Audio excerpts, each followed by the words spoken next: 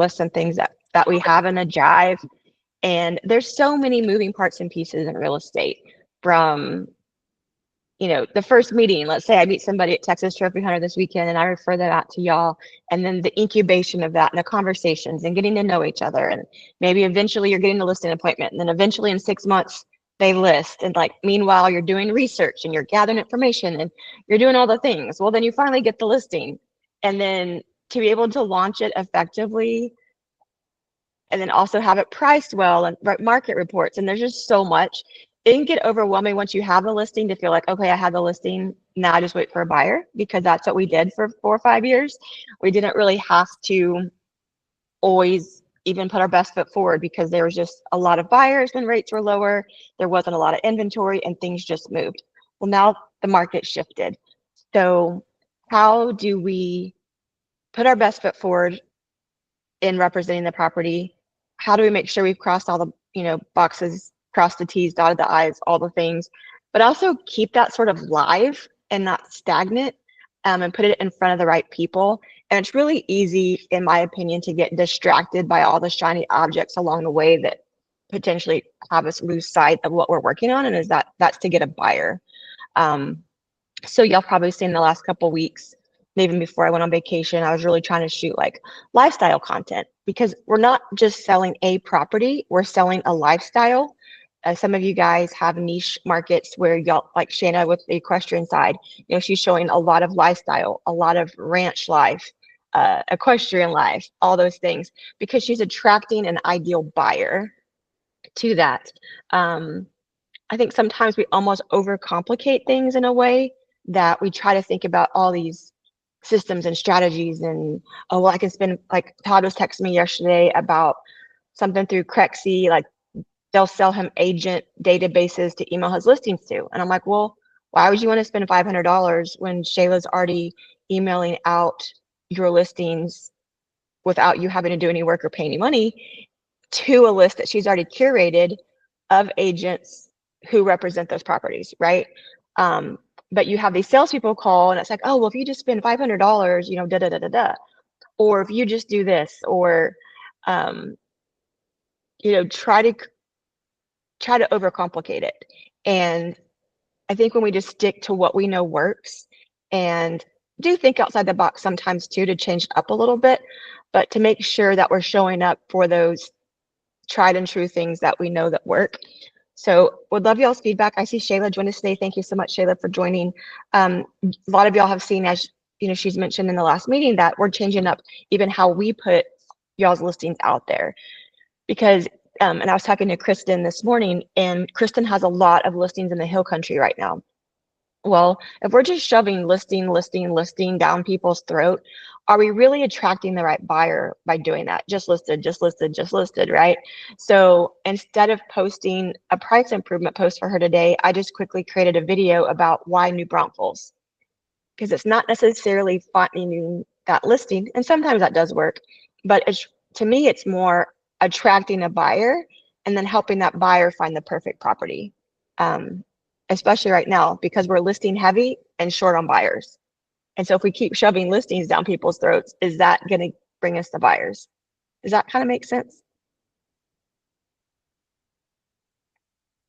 So a few things that I wrote down on my list that I'd love y'all to collaborate on are just some things that we can do that really also don't cost money. Carrying listings is an expensive thing to do. I was talking with Caitlin yesterday, and she mentioned that they're actually dropping Starwood and Bridgepoint right now and pulling them off the market because the buyer pool just isn't there, and they're a little bit overpriced in the current market. And carrying those listings costs money, from shooting more content to running ads to having print marketing. All that costs money on your tab. So they're pulling those off for that reason. They know that the right buyer isn't going to come along. They've put their best foot forward. They've done all the marketing, so they're going to pull them off and then relaunch later. One thing you can always do is just update your listing description every now and then, and do like a listing refresh or a listing audit. Go back in and run your listing description through ChatGPT ask it to add like Google search keywords in there. And that's an easy way to just do a listing refresh. Also, you can rearrange your pictures, add new pictures. If your pictures are from your camera phone, Shayla and I are going to smack you. And then you can run them through Box Brownie. If you don't want to necessarily spend more money or go do a full reshoot, you can run them through tools like Box Brownie. You can add sunsets. You can freshen up the grass. If it's vacant, you through Box Brownie could do virtual staging. We do need to somehow notate that those pictures are virtually staged so that we aren't in any way deceiving that potential buyer. But having higher end, higher quality pictures is a great way to stop that scroll and have people click the link and read more about it. We want to make sure we're always putting our best foot forward and creating the best representation of the property. Also, don't oversell it into pictures, because the last thing we need is a potential buyer to come in and realize that the pictures don't represent the property, right? Because that also could give a bad image. So kind of find that happy medium there. Shayla, do you have any insights on like picture quality and sort of what you're looking for like website visibility and stopping that scroll, so to speak, through social media? Yeah, for sure. I think obviously picture, and let me know if I cut out here. I'm literally hiding from my son, because if he sees me, he'll start screaming. Obviously, like, professional photos is what I think everyone wants. It's just the best way that we can market your property is if we have really high end quality photos. But something that I don't know if you guys watch, but I definitely watch on social media is people walking through, like bring along a friend, bring along Lisa, bring along your son, your daughter, whoever that can film you walking through your property. Like, hey, let me show you around this house. People love short form video, and they love reels. They love TikToks. They love that whole thing. So something like that could be super impactful. I mean, I always talk about it takes one video to go viral. It takes one picture to go viral. And like Lisa was saying, she nailed it on the head. It doesn't have to be pictures of your listing, videos of your listing. If you're passionate about something like a lifestyle, like horses, or like she was saying, selling the lifestyle that especially you're passionate about, it takes one video to go viral, and someone will click on your page, look at your website with your listings, and then you have a potential buyer. So it doesn't always have to be real estate focused, like Lisa was saying. It can be anything you're passionate about, just to get them to see your page, to look at your page. But I love watching the reels of people walking through their property, walking through the homes. I love those. And 100% that. And pictures and reels with you in them are always going to get more attraction. People want to see you doing your career, right? They want to see that behind the scenes, what's going on. That's why we've done those content collabs lately. That's why I went out to Ozona, posted some reels, not just on the property, but like a day in the life of a Realtor with Legacy Broker Group. We're out in West Texas, we're filling deer feeders, we're working hard for our clients, we're showing them not just the property, but how we work and how we represent our clients, which I also love. Like Shayla, I love watching the tour this home with me. And then video really can't lie. You can over filter pictures, you can over edit all the things, but when you do those walkthroughs, it's very like boots on the ground, realistic. And don't be afraid to put yourself out there. When we did the content collab the other day at Pipe Creek with Krista and Caitlin's team, it's uncomfortable, right? Like, all of us kind of sometimes can give ourselves the ick, but the idea is that you're going to attract a client that wants to work with you, and they're going to hear your voice and they're going to see your face at some point. So I don't know, take a shot of Fireball and just calm the nerves and do it. And it doesn't look as cringe as it feels. It never looks as cringe as it feels. You look back at the videos and you watch it and you're like, oh wait, that's not cringe. But in the moment, I can totally understand how it would feel cringe. But I promise you, like, people want to see you, like Lisa said, they want to know your personality, because, I know for me, I'm not just going to hire a realtor just based off a picture. I want to get to know that realtor and see if they're the best fit for me and my family. They know my goals. They agree. They align with, what I want. And people want to see that. They want to get to know you. So as cringe as it is, it definitely, like Lisa's saying, like people want to get to know you. They want to see you. And videos don't lie. You're totally right on that. And I think that's why people watch them more than they look at Mhm. pictures, because they can see it and they also can visualize themselves in it. So I think, yeah, Yes. what you're And the saying. flow, they can see the flow, like organize your pictures on MLS for that flow where they're in order of kind of how you walk through the property too, where it makes sense when they're clicking to scroll through. You can also change that order at some point. Um, like things to do in the area is really important. So if you're in the New Braunfels area, I posted to your page today some reels with Green Hall that Kristen had some B-roll of the river, the amenity centers in Meyer Ranch and Vintage Oaks. Capture those things in your area. When I was in El Dorado and Ozona this week, we did the same thing. We went by the school, we went by the wellness center. There's not much to do in El Dorado. I took a video of the water tower and the high school stadium. That's about all there is there. There's not even a Dairy Queen. So that video is going to be short. But people are moving to your area for a reason, or they're staying in your area for a reason. Maybe they're just an upgrade buyer where they're going from that starter home to the little bit larger home with a bigger lot. So remind them of why they're living where they're living, because that can also turn into them looking at another property, not just the listing that you're Totally. trying to market. Yes. Um, And something, Lisa, and going with that, one of my most, or actually our intern built it, but or created it. One of my most viewed blog posts on our website is top places to go for Easter in Easter brunch in Bernie. So think about those blogs. random. Random. Yeah. Because people think about what people are going to Google in your area during the time of year. Make it relevant.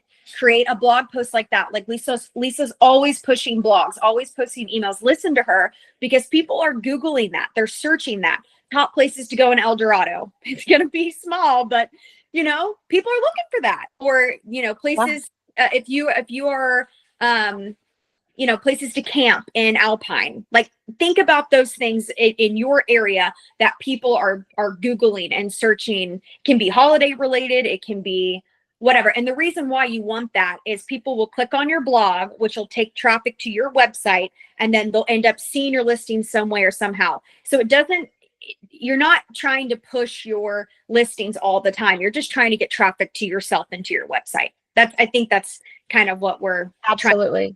Yeah. And on that same vein, you can also, speaking of blogs, you can also write a blog about your listing. And maybe in that blog, you talk more about the family history behind it. If it has like historical significance in the town, it was originally built by this architect, or, whatever's special about the property, write about it.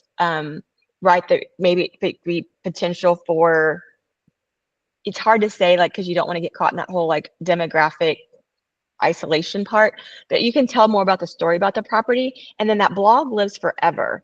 With Starwood and Bridgepoint, not expiring, but pulling those listings for right now, any listing that you have for Starwood or Bridgepoint on your social media, we need to delete that post, because now that link is going to be inactive, and any digital media platforms, when you're sharing out links that don't work, it's sort of a demerit, so to speak. So we want to make sure we go delete those. If I manage your pages, I was going to work on that today.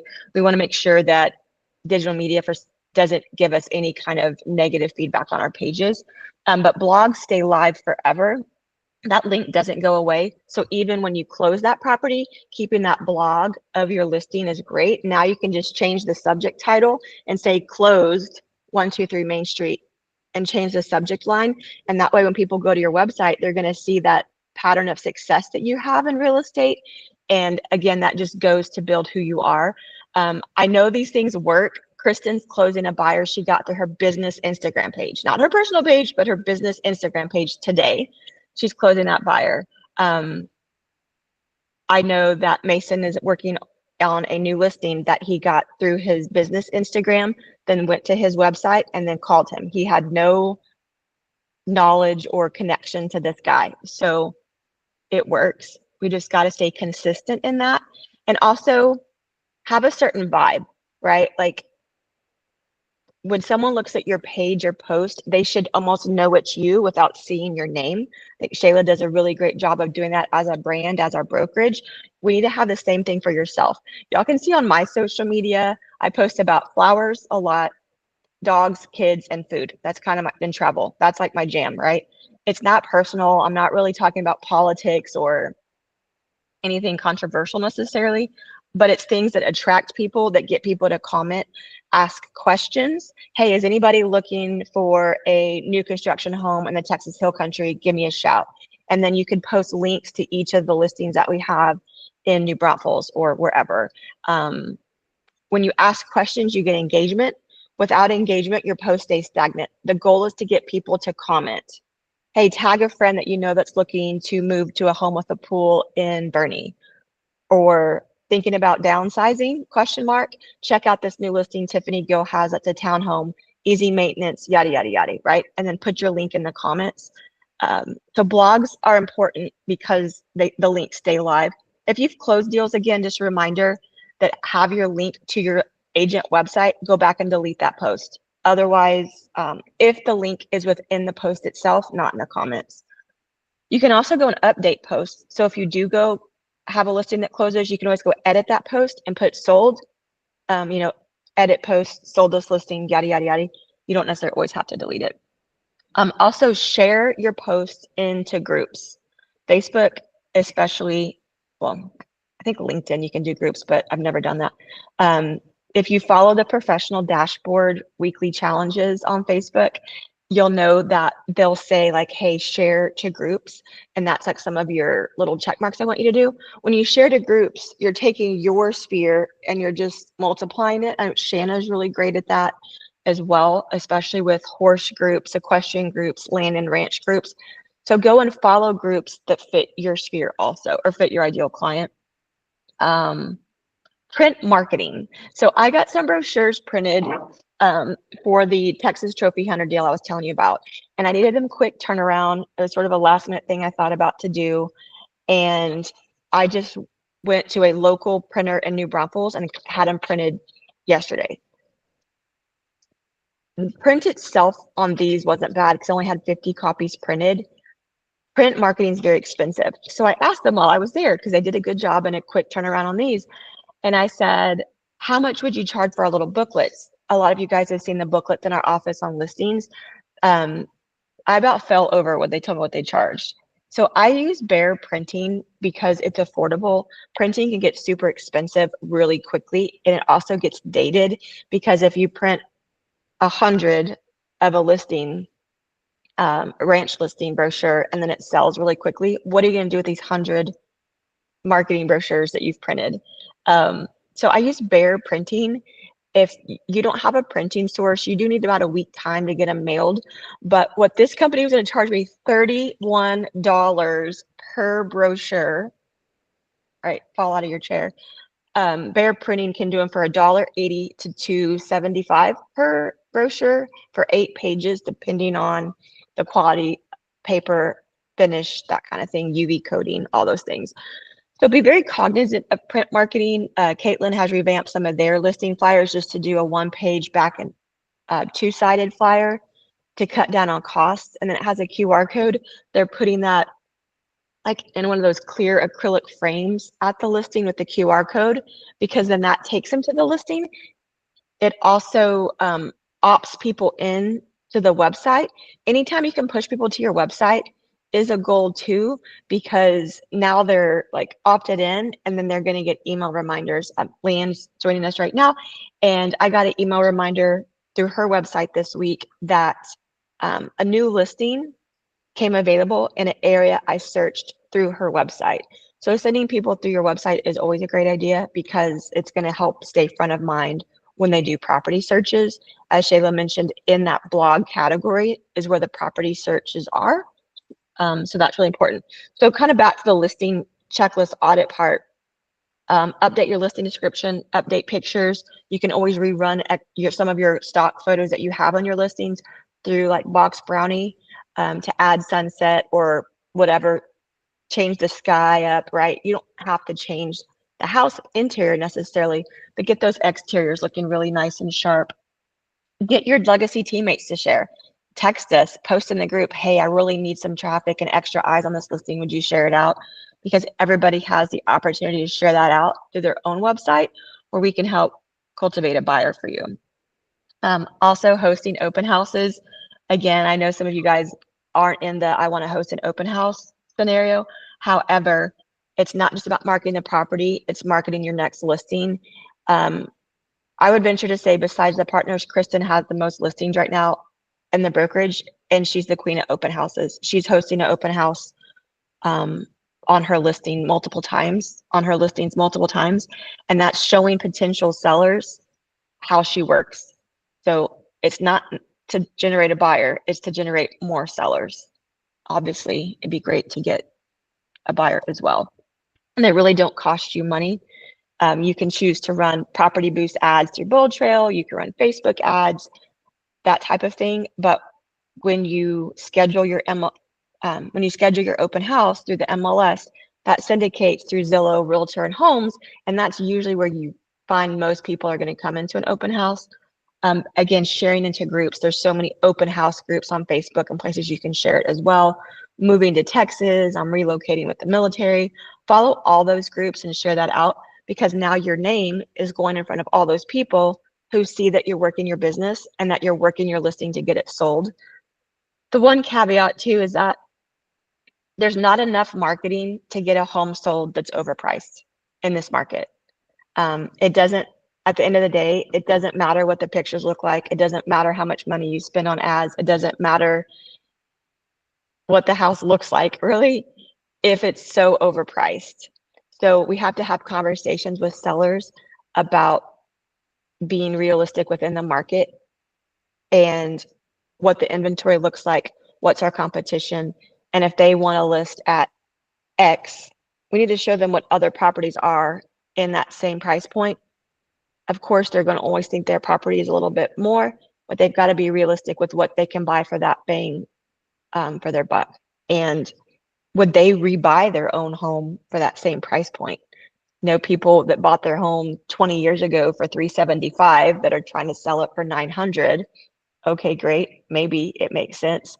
But would they rebuy their home for $900? Right? Why would a buyer want to buy that? Do y'all have any feedback questions about that? Hey, Lisa, real quick. Yes. Just so everyone can check. So I'm a member of several MLSs, which I'm sure other people are. So I had this come up this last week. So I have my Bryan College Station and then Sabre and Har. So I would have the listing in Bryan College Station and Har. So it would show up twice on my website. Okay. So I'd have two. So I would change the pictures where they would look different. So over these past months, I just would go to my website, grab the URL to post to groups. Well, someone the other day said, hey, this link is not working. I went back in and I don't know if it's KV Core or if it's the MLSs getting their stuff together. One of them's dropped. So they drop, and then you don't get a choice of which one. So they dropped the one with the HAR. So now only one listing shows up. So everything that I had put that URL is no longer working. So just, you might want to go check your listings and make sure. So I had to go back, repost, make an edit to the post and grab the other. Are you understanding what I'm saying? Grab the other URL. Yeah. Yeah, and two, anytime you pull a listing off and put it back on, those URLs are going to change. That might not be the scenario there. No, But let's it's say you not. pull a listing off the, yeah. If you ever pull a listing off the market for 6 weeks, or they're going to paint the interior and you're going to put it back on, we've got to go back, like Shanna said too, and update all those listings, listing links. They're only live for the time that they live on there, and then each time you re-enter it, it changes that too. I'll have to look into that, Shanna, because it's so annoying, because this has happened to some of Richmond's listings too, where it's because it's like, and correct me if I'm wrong, Lisa, you probably know this more than me, but like one of the MLSs, it's like Har and Sabre, like combined. And Austin. Yes, and Austin. And so they all combined, which jacked everything up, because if you were putting, like she was saying, if you put your listing in multiple MLSs, it'll show up multiple times. like she was saying. And so you must have grabbed the 50-50 shot. You must have grabbed the link that they decided to kill and put, Right. God, that's annoying. I'm sorry. But yeah, she's right. Happen. And it's totally, Sorry, I was gonna jump on and say if I put it in multiple MLSs, Are you then weeded? Are you mowing right now? I'm actually in HEB. I was trying to get into the Like you were like HEB. mowing or something. No, I was right by something. I don't know. So sorry. I was gonna have my AirPods. Anyway, No, you're fine. if I put it in multiple MLSs, we have a choice of whether to put it on the internet or not. And so I just choose one MLS to put it on the internet, and then all the others I do not put it on the internet, so it doesn't duplicate all of those. Because even like on Realtor.com, it gets confusing if you have it several different MLSs. It wants to compete with each other. It wants to pull the latest one, if that makes any sense. Hmm. Yeah, because I think some of us too are like putting it on Sabor, let's say if that's the primary, seeing what traction we get, and then, oh, well, let's go ahead and add it to these other ones. And now there's just all this wires crossed kind of stuff going on. Definitely check your listings. Out in Ozona, Todd had somebody that wanted to see his listing, and he's like, okay, well, how about tomorrow? And they're like, okay, we'll meet you in Stephenville. He's like, what? So because remote areas sometimes have the same county roads and they don't pick up what's the county road 210 in Crockett County, the MLS like tries to sync the map. Anyway, his listings are showing up in towns on the map part. Now the address on the MLS was right, but where it's synced with the map, it wasn't pulling up Ozona. So he went in through SAR Monday or Tuesday, and made sure that those addresses were clicking. So when they syndicated, it clicked the right maps on like,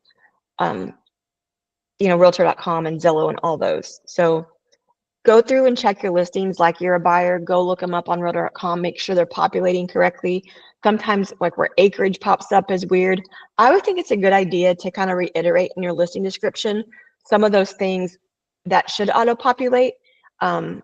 Some of those platforms, especially acreage stuff, it doesn't really show up as clear as we want. So make that first line 28 acres in, Kendall County, and have those bullet points so that just in case the syndication's weird with bedrooms, bathrooms, acreage, all those things, that you have it again in your listing description.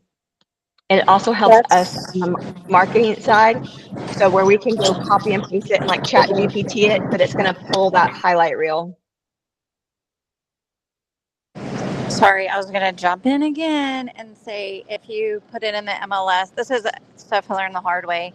If you put it in as a residential and a land, be careful that whichever one you put in last, like Realtor.com, if you put the last one in, and maybe even Zillow, it'll pull the land listing last. So it'll show the house is like 0 square foot, 0 bedrooms, blah, blah, blah. So what I do is if it has, like if the improvements are bigger than the land, then I'll show the residential one on the internet and put the land one in the MLS, but not tell it, don't check the box to put it on the internet because the information competes with itself.